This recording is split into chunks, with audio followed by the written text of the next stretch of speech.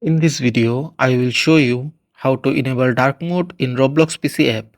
If the dark mode option is missing like mine, don't worry. I will show you how to get dark mode anyway. Before we start, let me know in the comments how many of you are facing the same issue. Now let's get started.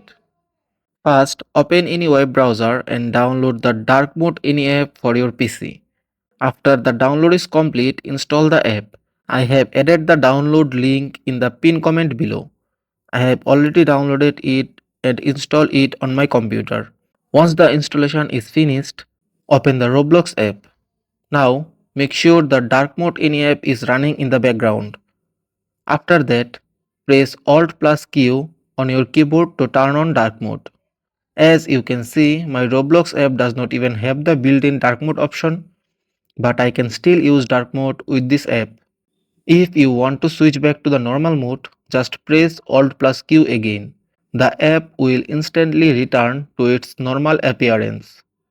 If you want, you can also change the keyboard shortcut from here. If this video helped you, be sure to hit the like button and subscribe to the channel.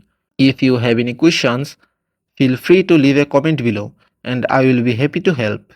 Thank you.